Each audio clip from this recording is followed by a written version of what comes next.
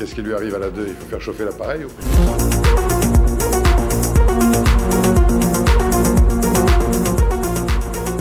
Oui, un minimum, quoi. Je pense que... Mais c'est intéressant, cette question, parce que vous avez dit, bon, il minimise les chiffres. On a même eu un cabinet de farce et attrape qui s'appelle Occurrence, qui a dénombré 57 000 manifestants à Paris. Donc là, on se moque du monde. Mais manifestement, même le ministère de l'Intérieur a donné des chiffres à 3 fois plus supérieurs.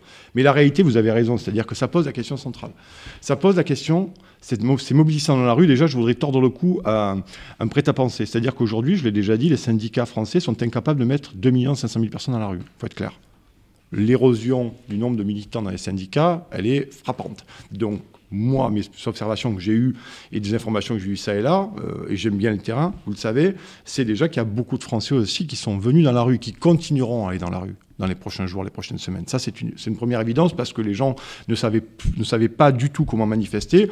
Et quand un syndicat appelle à une manifestation, ou un front syndical appelle à une manifestation, ce qui est intéressant, c'est que vous avez une date, un lieu et une horaire. Voilà. Et après, vous avez beaucoup de Français. Donc ça, c'est le premier point. Oui, c'est important que les Français aient dans la rue. Pourquoi? Première solution. Vous avez vu le retournement de veste de pas mal de députés, LR notamment, et même de Renaissance. Parce que quand le député, il va trifouiller les oies, concrètement, et qui se fait engueuler sur cette réforme des retraites, qui sent la pression sociale monter, verbale, je le précise, eh bien, qui retourne à l'Assemblée, il a moins envie de rigoler. Voilà. Et puis, deuxième point qui est le plus important, c'est la réalité. C'est-à-dire qu'aujourd'hui, qu'est-ce qui reste aux Français? Il reste la rue. Il y a le corps syndical, ce qu'on appelle le corps intermédiaire, est complètement cramoisi. Littéralement cramoisi. Là, ils font des manifs parce qu'ils sont poussés par les bases des sections locales. C'est pour ça qu'ils font Laurent Berger, Philippe Martinez, je le pense sincèrement.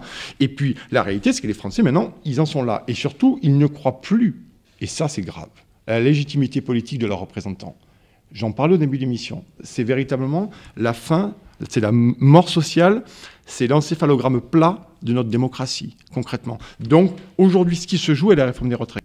C'est la lutte à mort entre le peuple français et une caste politique. Si cette réforme des retraites passe, ça sera tapis vert pour tout le monde. Et en plus, la France aujourd'hui, pour moi, est le dernier verrou social au niveau européen. C'est-à-dire que si les Français lâchent là-dessus, ça va être open bar, désolé pour l'anglicisme, ça va être open bar pour le néolibéralisme sauvage. Regardez les Suédois, les reportages, il faut les voir, même sur BFM TV, où ils disaient, on aurait dû, le jour où ils ont fait passer la réforme, on aurait dû faire comme vous, manifester. Ça veut dire qu'aujourd'hui, on se trouve dans une situation où des millions de Français se rendent compte de cette conspiration du silence prêtée par les médias et n'ont plus qu'un seul choix, c'est sortir dans la rue. Sortir dans la rue pour manifester. Et ça, je crois que le gouvernement devrait arrêter de faire la sourde oreille, véritablement. Ils ont eu chaud aux fesses pendant les Gilets jaunes, ils n'ont manifestement pas compris. Là aussi, il y a eu l'enfilmage des 17 milliards, on va vous donner ci, on va vous donner ça. D'accord ? Et là, on se retrouve dans le même... Mais là, à la différence des Gilets jaunes, c'est que Emmanuel Macron, il ne peut plus reculer sur cette réforme. C'est là que le combat est à mort, la lutte à mort entre un président qui ne peut pas reculer et qui est aussi convaincu que la réforme des retraites, parce que c'est son logiciel politique, la mondialisation, l'ubérisation, c'est son logiciel politique. Il n'est pas là pour le bien de tous, il est là pour ubériser la France. Ça n'a absolument rien à voir. Et vous avez ces Français qui commencent à crever la dalle.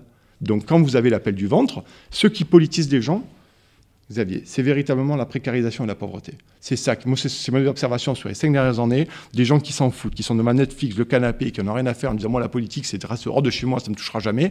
Quand vous n'avez plus rien dans le frigo, que les gosses pleurent sur le canapé parce qu'il ne reste plus que 3 nouilles, là, les gens se politisent très vite et surtout, ils veulent comprendre. Vous voyez ? Mais ça, c'est vraiment un moment très important dans l'histoire de notre pays, l'histoire contemporaine de notre pays, parce que c'est vraiment cette lutte à mort entre une caste politique qui fait partie des élites, et la population française qui se sent déclassée, méprisée et ostracisée.